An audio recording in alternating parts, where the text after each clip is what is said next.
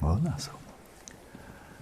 So what I'd like for us now to have is a silent session, and with just a very brief comment about, for those of us especially here in the retreat in Tuscany, in terms of the method or methods that you choose on your own, in your own private time. What I would encourage is to really focus on or emphasize the shamatha method that you find most helpful. It's really just that simple. So I will continue to introduce nuances and variations, different methods for the remaining 4 weeks or so of our retreat. And I, of course, when we're doing it here, I invite you to participate, people listening by podcast, or eventually apparently live stream is coming on, is that correct? In a few days. Yeah. In a couple of days? Yeah. Yeah, good. So when that happens, that'll be nice too, and people can join us live. But what I would encourage you is, of course, as we explore new methods, week by week, let's explore them together as we'll move through a bit more variation on the settling the mind, awareness of awareness, moving into Vipashyana, and then culminating, of course, in the actual Mahamudra, Dzogchen meditation itself.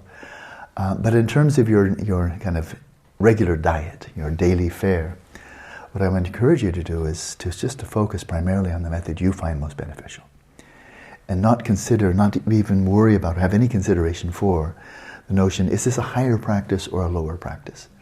As I've often given the example, if there's a locked door and you have 3 keys, gold key, silver key, and brass key, which key shall you use? Jody? You haven't heard this one yet. Michelle has.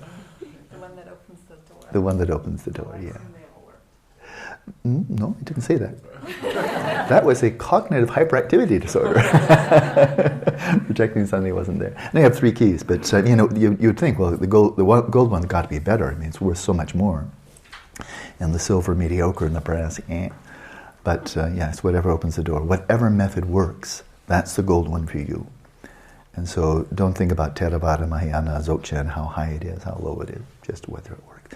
And then again, what I love so many things about shamatha, but one of the major things that really, I don't know what the verb is, but draws me to it, is the total transparency of it. And that we just don't have to speculate, we don't have to wonder, we don't have to ask somebody, we don't have to wait until next life. Is it working? Well, what will be the long-term consequences? We'll have a good rebirth? Relaxation, stability, clarity. That's it. And in that sequence, sequentially and then synergetically. There it is. So what I'd like to do now is give myself a break. I'm going on vacation for 24 minutes. Let's enjoy a silent session. No need to record it. We'll come back and finish off this chapter from Karma Chagmé.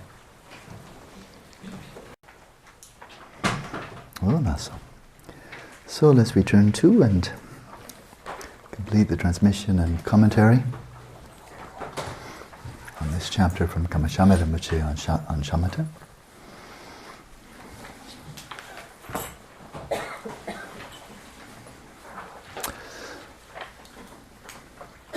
So he's finished his discussion of flawed and flawless shamatha, and then he goes on with a very, very,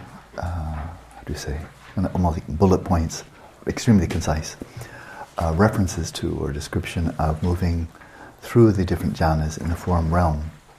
So picking up with the text, he writes, that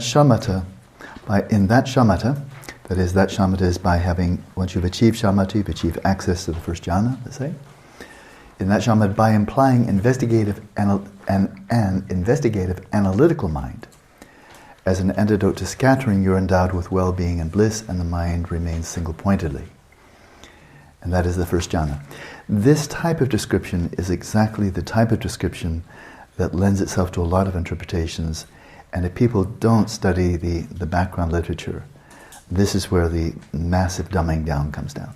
You could read that, and this could be referring to stage 2, prior to shamatha. So this is why you just need to know. People who just read the Pali Canon and are dismissive of Buddhaghosa, frankly, I just think they're deluding themselves, unless they're incredibly brilliant. And whenever they interpret, they are interpreting something easier than what Buddhaghosa says. So that's extremely concise. I can tell you, I can unpack a little bit, but I'm not going to linger here.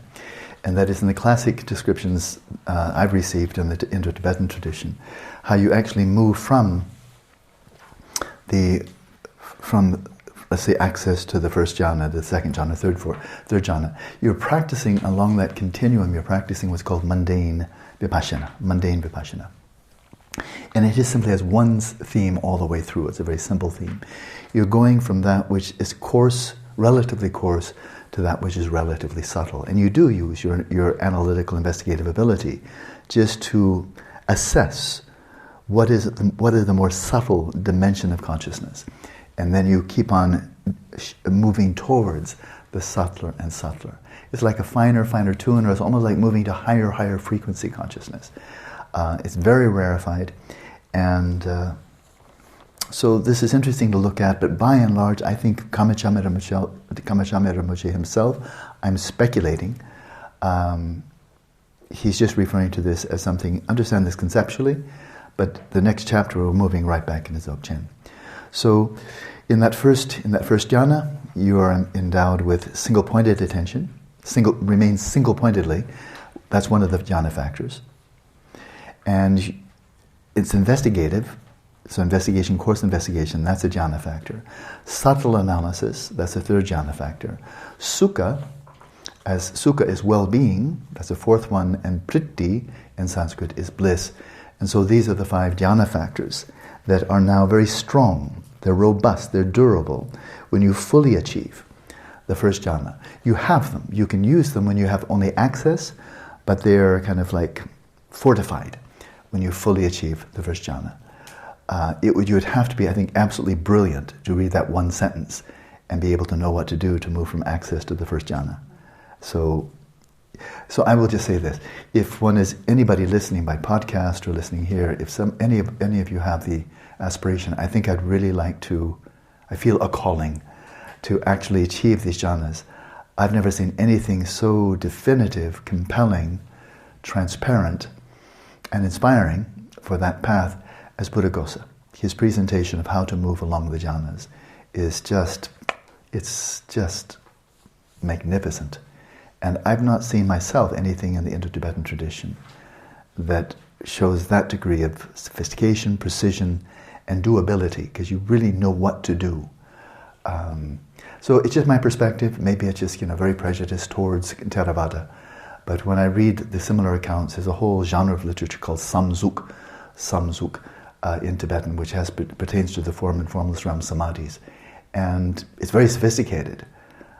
But as I read it, just from my own perspective, I just find it very academic.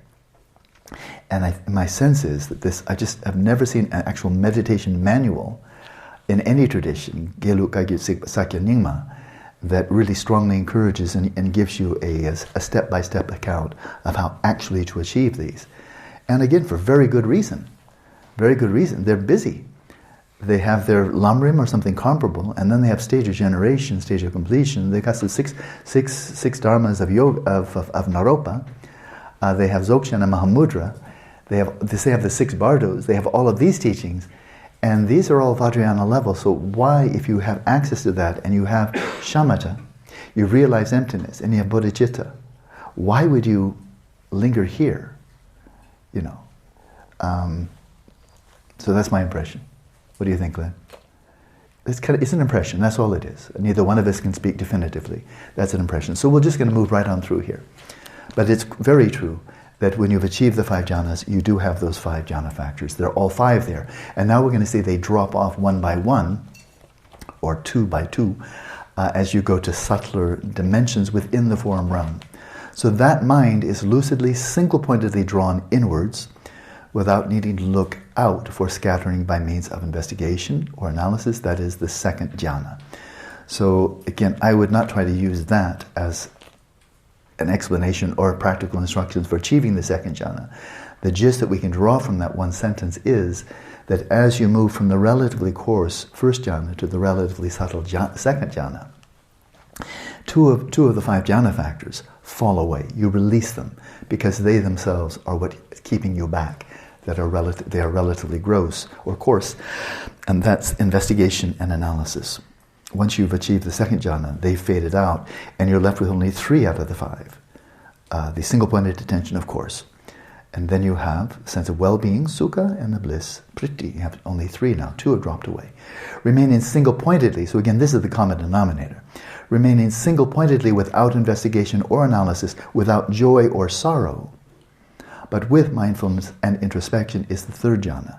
Here, joy is referring to joy is referring to priti, that bliss or joy. Something that is a real enjoyment, it's sharp, it has a real edge to it, it's joyful, blissful, delightful. That's gone. Sorrow is ancient history. There's no manifest dukkha, there's no suffering of suffering whatsoever in any of the form realm, anywhere in the form realm. But now you've moved beyond priti, so you only have 2 of the 5 jhana factors. You have the single-pointed attention, and you have sukha, which is a more diffuse sense of well-being, in contrast to the priti, which is a bit coarser, and that's more of the bliss, the joy that has a sharp edge. But if you're on this trajectory of going to greater subtlety, you don't want the perturbation, the unsettling quality of bliss. You're going for complete, perfect equanimity. And so let alone suffering, that's a hassle. But you don't even want bliss because it's too exciting. You're prioritizing the sense of evenness, and that's what you get in the 4th jhana. Pure mindfulness. So now it's said in the classic literature that in the 4th jhana, mindfulness has come to its full strength. Pure mindfulness with unwavering equanimity. So now you have equanimity. There's no more sukha, sense of well-being. You've moved beyond that. There's no more priti. And of course, there's no more investigation or analysis. So all 4 of those jhana factors are gone. No bliss, no sorrow, and with no respiration. So there it is. It's a definitive statement. So nowadays, a fair number of people in Southeast Asia, Burma, and so forth, and then Westerners who are following in their footsteps, I think they've achieved the 4th jhana. And maybe they have. It's not for me to say. But as Buddhaghosa says, I'm not going to quote him again, it's there in plain sight, that if you've achieved the 4th jhana, it's not that your breath becomes subtle. Your breath can become very, very subtle before you even achieve shamatha. Your breath stops. Your breath stops, and it can stop for like 2 weeks on end. And during that time, you're completely immersed in the form realm. You're completely oblivious of your surrounding environment. As I recall, I didn't check it out recently, I just didn't see any need, but it's there in Buddhaghosa. It's something like you can go in for 2 weeks, and if a bullock train with 100 wagons rolls right by, right next to you, right in front of your meditation cushion, you have no awareness of it whatsoever. But your breathing stops. Your breathing stops for 2 weeks. Now ask any medical doctor what that should do to your brain. It ain't pretty. But this would be interesting if, there's somebody who's not eager to follow the Mahayana path or the Vajrayana and so forth and so on, they really want to explore this. This would be of great scientific interest to see how can you come to such equilibrium that your body doesn't need any air. Because that's it. You're not holding your breath for 2 weeks.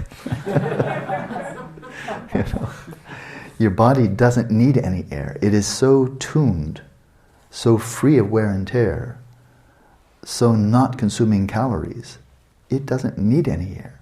So it's a completely natural process. You remember I mentioned, as a hypothesis, don't know whether it's true or not, or whether it's only locally true but not, more globally, 15 cycles per minute. The fact that that is the frequency cited in the Vajrayana literature suggests, well, there may be something deep going there. But my suggestion early on, hypothesis was, that this is when breathing in short, one knows I breathe in short, breathing out short, I knows I breathe out short. And then, you come to this constant frequency. And my hypothesis is, you haven't achieved shamatha yet, but now just ride that horse. Attending to the whole breath you breathe in, attending to the whole breath you breathe out, and ride that horse. And you ride that horse all the way until you achieve the 4th jhana. Even long after you're aware of the tactile sensations of the breath, you can still be aware of the rhythm of the breath. Right? And the amplitude gets damped, damped, damped. A damped amplitude means that it's going smaller and smaller oscillations until finally, beep, looks like the person dead. Beep, no blip, beep, like that. As long as you're in samadhi. So the amplitude goes down, the frequency stays the same. That's my hypothesis. I would really truly be delighted for somebody to prove me wrong. That would be very interesting. I would learn something. So, this with no respiration is the fourth jhana. Now, of course, when you get up and walk around again, you start breathing again, because then your body needs air. Sampa Ranjun Dorje, again, one of the great Karmapas, he states, and this is now he's just joining his source, with the antidotes of investigation and analysis, if you strive for single-pointedness, the result of delight arises. Delight is that priti, and of course there's sukha as well. This is the first jhana, single-pointedness without investigation and analysis, with inwardly directed lucidity, and delight and well-being, delight is bliss, well-being is sukha, is the second jhana. Single-pointedness with mindfulness and introspection, free of investigation, analysis, well-being, and sorrow, is called the third jhana.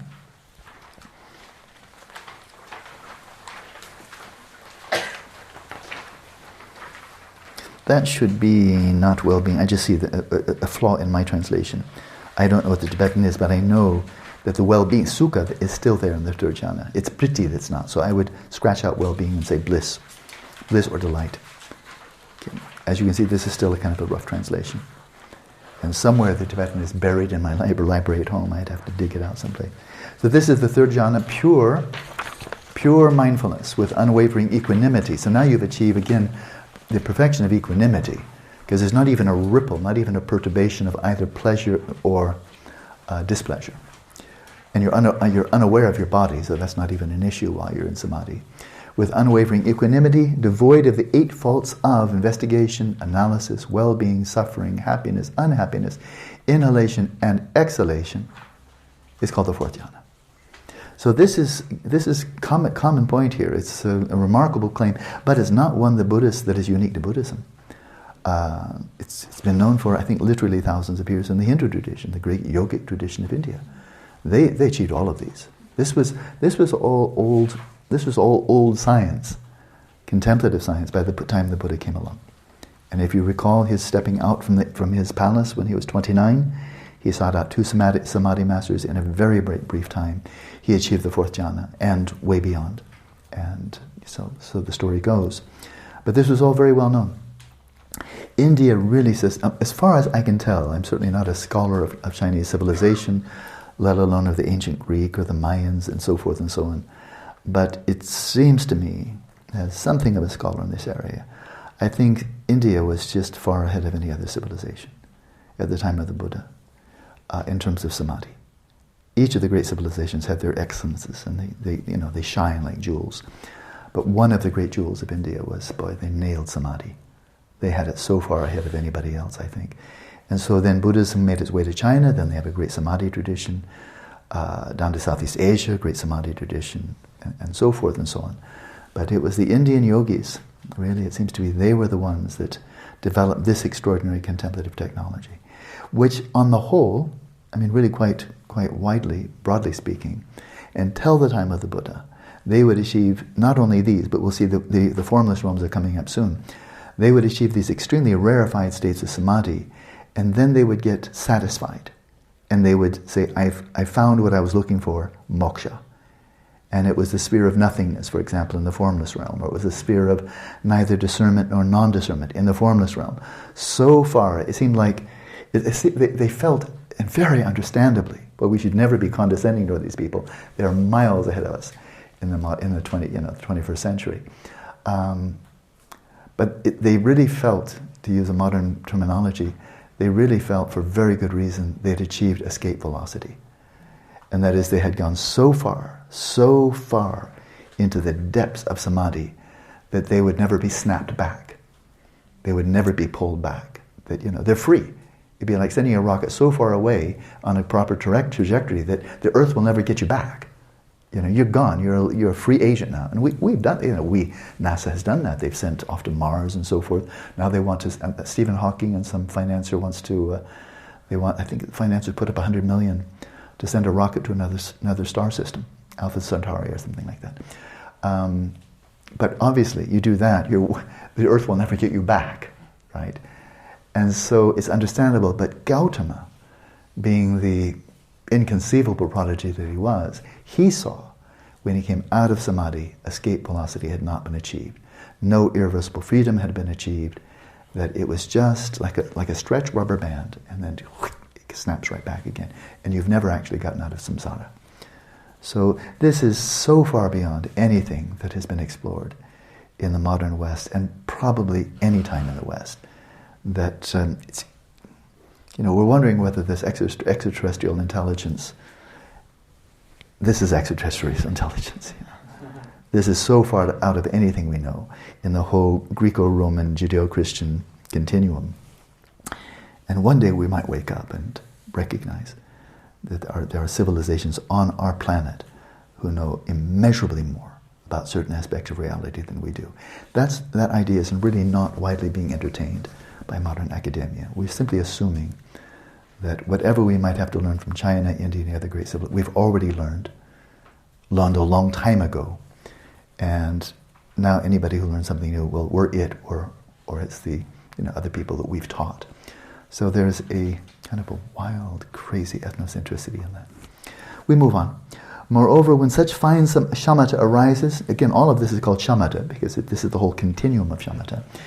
It is cultivated without attachment and craving. If it is cultivated without attachment and craving, it leads to the path. So all of this can be on the trajectory to give you a finer and finer samadhi, which then you can use and apply to vipashana, and that takes you onto the path. So in the Pali Canon, the Buddha strongly recommended achieving all four jhanas. Strongly recommended. It comes up again and again and again.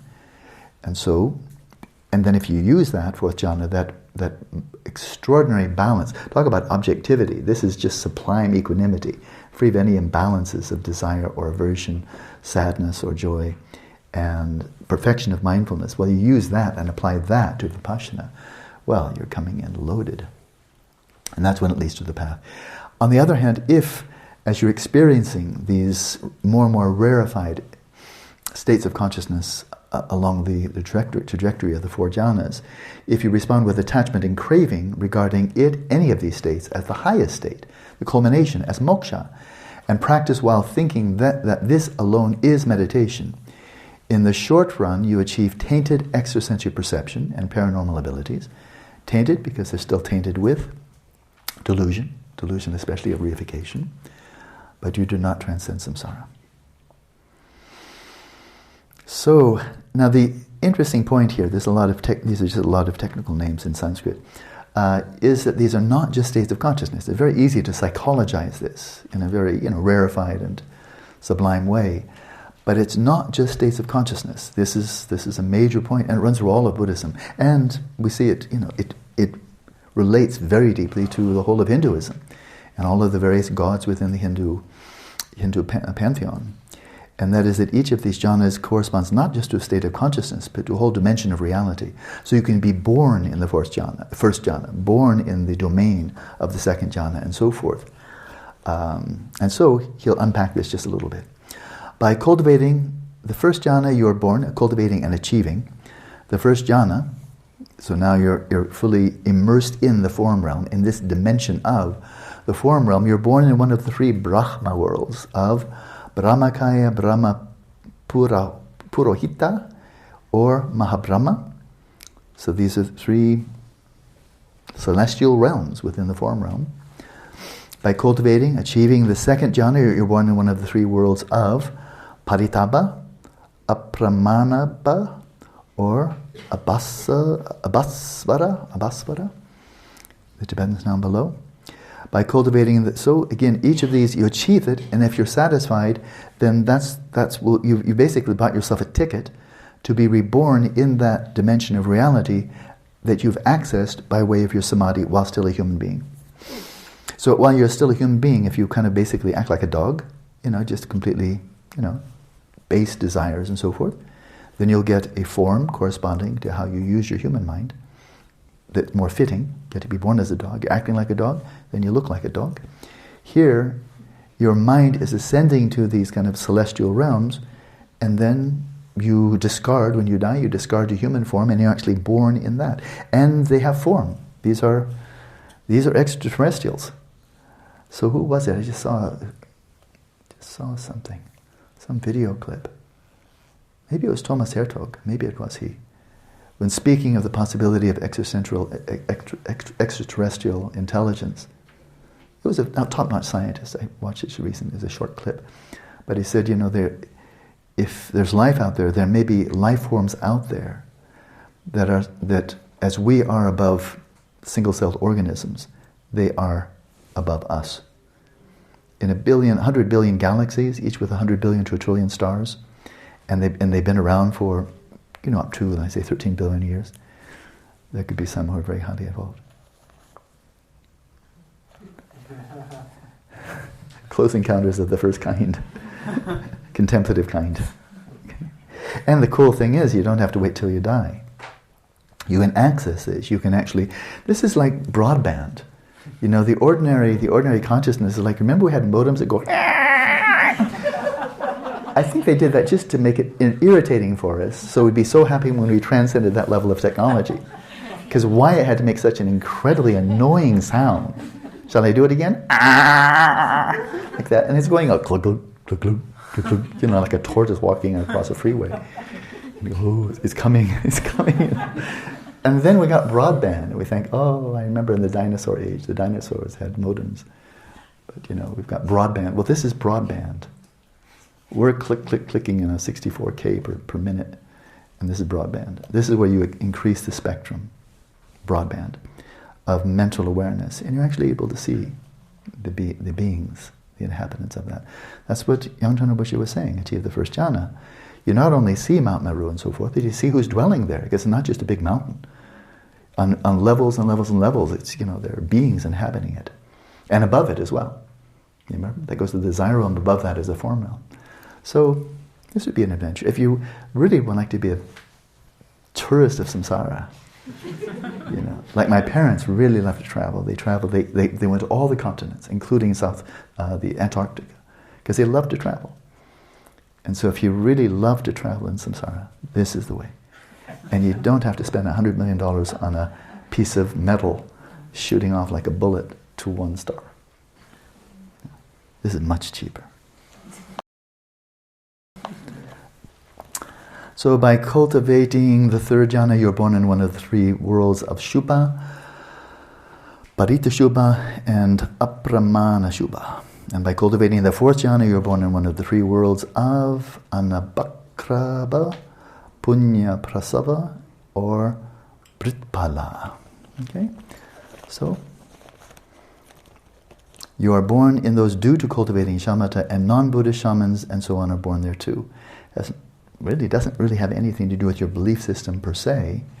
It has everything to do whether you have this contemplative technology, and it provides you with the Urail pass, basically, to visit these different realms within the form realm. So it's the Rupa pass, the Rupa Dhatu pass. Non-Buddhists assert the attainment of just that as being the ultimate result. So he's referring exactly to the teachers of Gautama, who actually beyond this in the formless realm, actually consider that to be the ultimate result. And then there are domains of reality that are accessible, that are non-human, accessible only to Aryas, including Shravaka Aryas. If they're going to be a non-returner, for example, they may very well go to one of these realms. Avra, Analpaka, Sudrishta, Sudrsha, and Akanishta.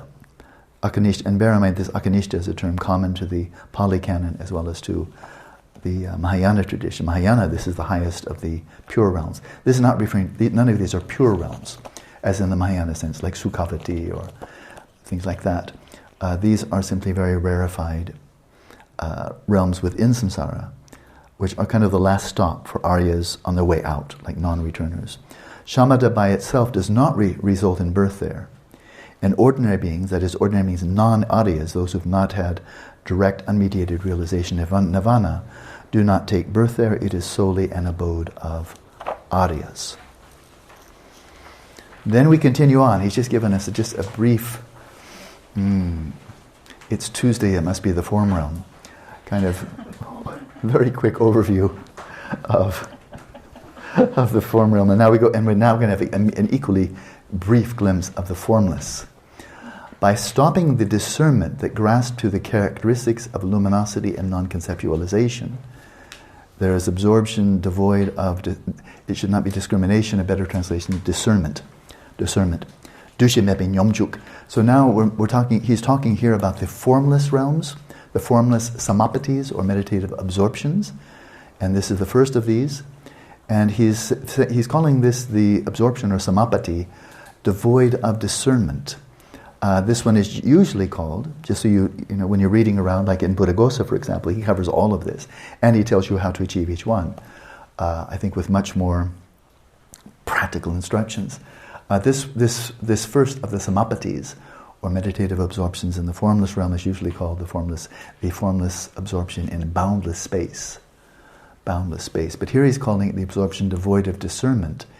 And then this relates back to the basic Lamrim teachings. And remember the 18 qualities, the eight types of leisure of fully endowed human rebirth. You remember? And you remember among those is you're not born as a god who is devoid of discernment. Remember that? That's this. They live extremely long lives, for, I guess, millions of years. And they're not dull. It's just that they're in this rarefied form that, thousands of years could go by. Who knows? But very long periods can go by. But nothing's happening. They're not developing greater wisdom or compassion. They're just gone. But they're not liberated. And so it's called devoid of discernment, and he's equating this with the first of the four samapatis in the formless realm, boundless space. And that's how you do it, by ceasing to grasp the characteristics of luminosity and non-conceptuality. Bear in mind that you've already, long before, released any grasping to sukha. De selme dokpa, dewa sukha, is one of the three qualities of achieving, resting in the substrate consciousness. That's sukha, well-being. I call it bliss, but it's sukha. Well, to move along that trajectory under the fourth jhana, you've already released sukha. You finished with that one, right? All grasping to that. And now you're releasing grasping to the other two qualities, luminosity and non-conceptuality, right? And that moves you beyond the form realm. So by cultivating consciousness like space, upon stopping all appearances and attainment, there's the absorption of boundless consciousness. That's the second of the four meditative absorptions in the form realm. It's subtler than boundless space. By meditating without establishing either an object or any condition for an object, and without establishing anything whatever, the whole conceptual imputation process goes flat.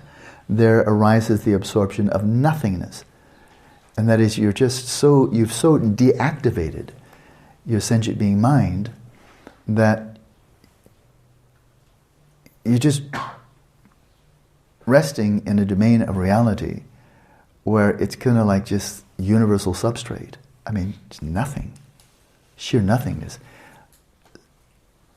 So that's what it takes. The materialists would like to think, lights out, all problems finished when you die, because you achieve nothingness. Sorry, you have to go through all the four jhanas in the form realm and get to the third of the formless before you get to nothingness. And then the problem is it still doesn't last. Because you get up there, and again, the propulsion, the karma that propelled you there, it's like a tire with a hole in it. And it's just going to run out. And they say this, I mean, in the Mahayana tradition, I mean, it's pretty much everywhere, that none of these last. None of these last. They just all come back. This is why you absolutely need the vipashana, the wisdom. Because you can really understand. The first samadhi teacher of Gautama had achieved this. And he quite understandably thought, this is total freedom from samsara. Because it's nothing. It's the total negation of samsara. And of course he thought it would last. And Gautama, the young Gautama, 29 years old, he already saw, doesn't last. This isn't it. So is there anything beyond that? And yes, there's one more. And that is by meditating with the thought that subtle discernment is not non-existent. Upon stopping the gross or coarse discernment of nothingness, So bear in mind, you're not just resting in nothing, you're aware of nothingness. You're discerningly ascertaining nothingness. You move beyond that. And then you achieve the fourth absorption in the formless realm. You take birth as a god in the absorption of neither the presence nor absence of discernment. And that's called the pinnacle of samsara. And Gautama's second, a samadhi teacher, had achieved that. Gautama achieved it very quickly. The teacher thought he'd achieved moksha. Gautama saw that he had not. Gautama then set out on 6 years of austerities and various other practices, seeing that samadhi by itself just did not free. Those individuals regard shamatha as the highest state. But since the mind is bound by subtle grasping, this is a reification. There is the drawback that they do not see their own nature with vipashyana. So all of that, you have been practicing vipashyana, but it's mundane vipashyana. Mundane to take you to the most rarefied, the highest frequency, the most subtlest domains of conditioned existence, mundane existence. And you're still not out because it's only shamatha, not vipashyana. So among the three higher trainings, your ethics is very likely to be extremely good, your samadhi is extremely good, but the wisdom isn't there. Saraha, the great Mahamudra master, states, one of the greatest Mahasiddhas of India, states, childish people are seduced by the faults in the natural mind, and all become thoroughly disgusted. Childish people are non-Aryas, ordinary beings, not just people who are silly. They're seduced by the faults of the natural mind, and all beings become thoroughly disgusted. Due to the fault of pride, reality cannot be pointed out. The whole world is confused by jhana. So he's writing this centuries ago. I don't know exactly what century. I would assume something like the 10th. Do you know, Glenn? The 8th. That would make good sense. So 8th century. Well, this was golden. This is the century of Shantideva. This was the century when Nalanda was in full blossom. Vikramashila was in full blossom. Many, many great Hindu yogis, tremendous plurality or pluralism within Indian spirituality. Many people displaying, many, but certainly enough, displaying siddhis of a wide variety. It was not that uncommon. And so he's speaking here from this perspective of Mahamudra, where this was their high tech, these were their cell phones, these were their supercomputers and so forth and so on. And they're seduced by them. So we're seduced by our technology. The next big one coming is look like it's going to be virtual reality. And many, many millions of people are definitely going to be seduced by that. The great escape from their boring, mundane lives. And but the great escape without any of that technology for India 1,200 years ago, samadhi. Samadhi all by itself. The great tour into the form realm, the formless realms, cities, paranormal abilities, extrasensory perceptions. It's no wonder they thought this was it. And it took a Buddha to see that it's just more samsara. And then, of course, achieving these, then we can certainly sympathize. Of course you would, why wouldn't you feel pride? But you have that notion that you've already achieved. This is why, I don't know even what the adjective is, but I guess distressed when I see people quite evidently making false claims, about jhana, about the essence of all Buddhist meditation, about stream entry, about nirvana, about rigpa, about Mahamudra, and so forth and so on. I've become distressed because when people say that, then they've guaranteed they won't go any further. And when they teach other people that they've achieved, then if those people believe them, they guarantee that their students won't go any further. When people say some people say the Buddha didn't even believe in reincarnation or karma, didn't believe there was path, didn't believe any possibility of realizing shamatha or vipashana. When people believe him, then that teacher has now just stopped them in tracks. He's invited them to a soft concrete swimming pool, jump right in, and now they're stuck until they stop believing that teacher. So that's where the distress comes. And it's not hostility like I want to hurt anybody, but it's bad medicine. And it's, as Daniel Boorstin says in his book, I've cited him many times, great big book called The Discoverers, History of Humanity's Discovery. He said in the preface, The greatest obstacle to discovery throughout humanity's history is the illusion of knowledge, not ignorance. So if you think you've already achieved moksha, you have that pride of I've achieved moksha, I've realized Rigpa, I'm a stage of completion practitioner, I've realized emptiness, I've realized Rigpa, I've realized jhana, and so forth. Well, if you haven't, then the problem is now you won't. Because if you think you're already there, you've stopped questioning, you've stopped asking the question. And then if you teach other people, you'll delude them as well. So that's really sad. I put it that way. I'm speaking very gently here, because that's what it really is. It's not bullshit, I'm screaming my head off and so forth. That's just really sad. Because people are sincere, and they want to be free of suffering. And if you give them false medicine, you give them misinformation, it's hard to think of a greater disservice than that. Better just be quiet and let people be ignorant. At least if you're ignorant and you know you're ignorant, that's fertile ground. But if you're ignorant and you think you've already achieved something, you have this pride, then, as he says, reality cannot be pointed out. People become impervious. I've seen this so often. People become so attached to their own views that they just can't hear anything outside of it. It doesn't matter how much evidence or reasoning. And so, there's not much point.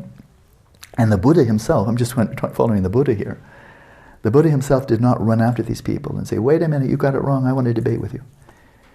He would teach them if people wanted to learn from him. But the first person he met who said, whatever, dude, and walked away, the Buddha just let him walk away. He didn't say, are you out of your mind? You've just met a Buddha, you knucklehead.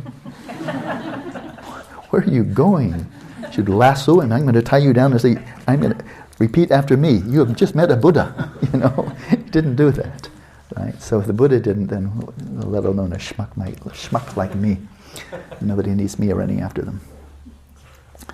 Reality cannot be pointed out, and in this world of 8th century India, the whole world of India is confused by jhana, because it still seems widely believed jhana is it. That's all you really need. Therefore, after cultivating shamatha by itself, so that's what this whole chapter was about.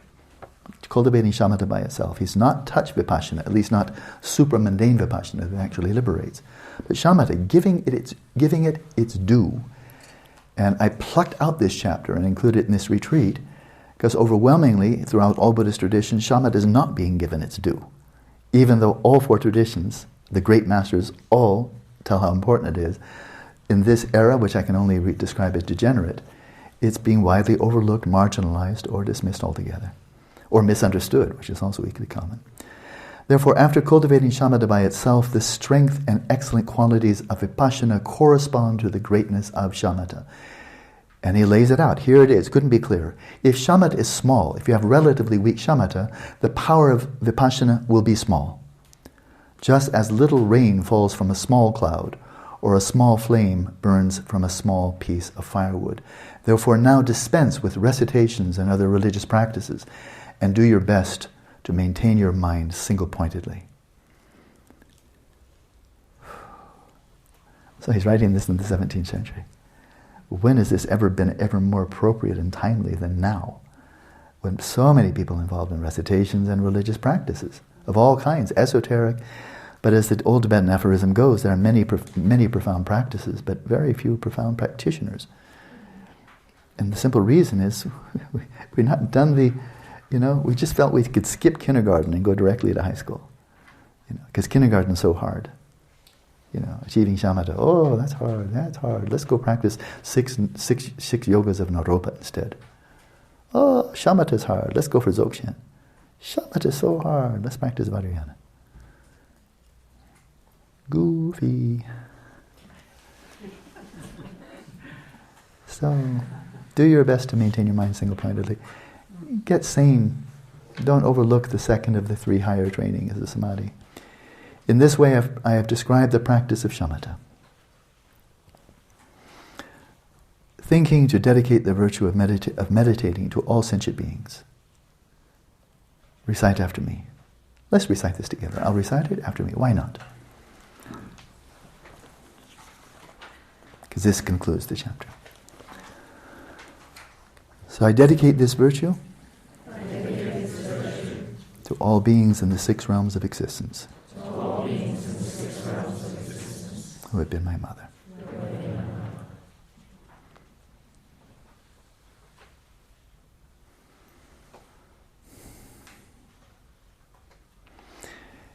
If there's a plague, and millions of people are dying from the plague, and suffering greatly in the process, like bubonic plague, something like that, or who knows what's coming up because these bacteria and viruses, they mutate so fast.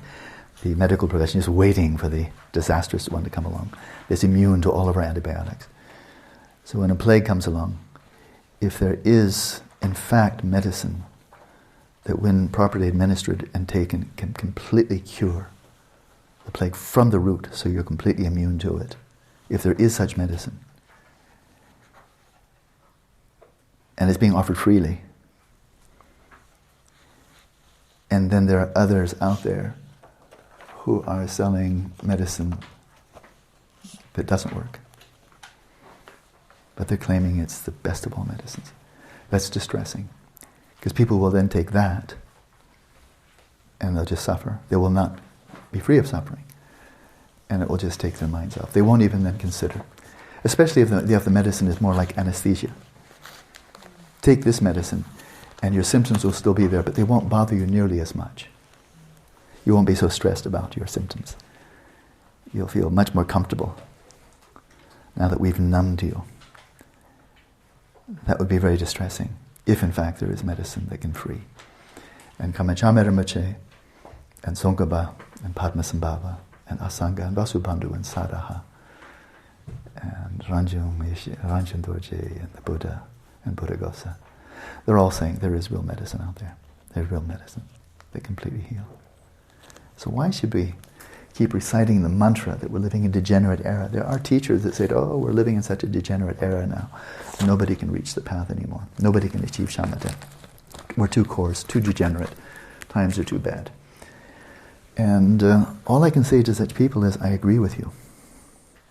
If you believe that, you're right.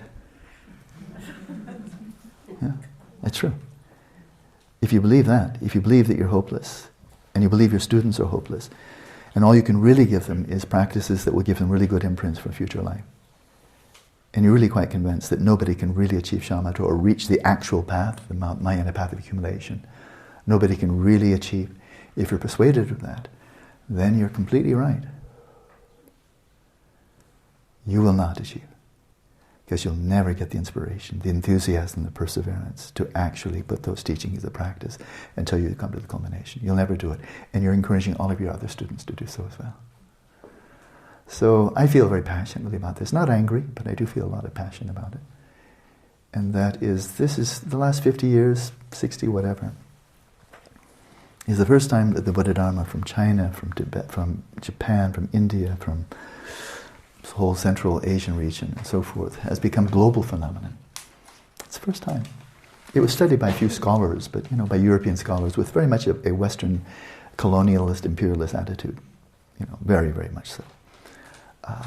But only in the last, mid-20th century or so, are we finding the Dharma centers in Brazil and Argentina and in Australia and all over the place. It's the first time that Buddha Dharma has become global. Very fast, of course, with our transportation, communication, and many, many fine teachers traveling all over the world. So it's quite extraordinary. It took a long time, 2,500 years or so, before it became a global phenomenon. Asia, enormous impact on India, Tibet, China, and so on. But now, after 2,500 years, it became for the first time in history global. I think it's an objectively true statement. And if on this occasion, if those who are carrying this lineage, carrying this light like a long marathon, like a marathon, carrying this light through 2,500 years, and now bringing this light to the world, if the message they're bringing is, you missed it by that much. That is 100 years ago in Tibet, 300 years ago in Sri Lanka, or what have you. Oh, we had people achieving really high states of realization, But now, it's degenerate. So all you can really do is just study, try to be ethical, be good, and pray for good rebirth. What they're telling us is that after 2,500 years of pretty much being confined to Asia, when it finally becomes global, South America, North America, Australia, and so forth, they're basically telling us that Buddha Dharma is dead on arrival. But here's a warm corpse, and pray over it and get some good karma, and pray for a good future rebirth, because times are so degenerate. Nobody can achieve Shamatha, Vipashyana, and so forth and so on anymore. That may be true. It's possible. People who believe it's true will be contributing to it being true. And those who hold even a little candle flame of hope, if anybody actually reaches the path, proceeds along the path, it'll only be those people who have hope, have conviction, have faith, and apply themselves with enormous and sustained enthusiasm. Isn't it true? I think it's kind of transparently true. And that's true for building a cell phone, it's true for getting to the moon, it's true for all the other extraordinary accomplishments that human beings have achieved over the centuries. Building pyramids, you had to believe it was possible. How long did those things take? And how much suffering and misery took place? But somebody believed it was possible, and then they carried through. And all of the other incredible accomplishments of humanity, however unlikely they seemed at the time, so many things have been accomplished. So quickly, too. I read in the newspaper now, in almost every household in America, somebody has something of a computer or a smartphone or what have you. And yet, 30, 40 years ago, people ridiculed it. Computers? Why would ordinary people want computers? This is like a great big box of, great big IBM that goes chicka, chicka, chicka, chicka. Why would anybody want of those? It's a crazy idea. Then we had people like Bill Gates and, Steve Jobs and so forth thinking, well, there we are. So, His Holiness commented, the only time when situation is hopeless is when you lose hope. So never do. That would be my suggestion. Never do. Doesn't matter how bleak, how unlikely it seems. Why lose hope? What's the point? What's the benefit? What's the upside of that? So let's read a little bit more. Now we go back to Panchen Rinpoche's text.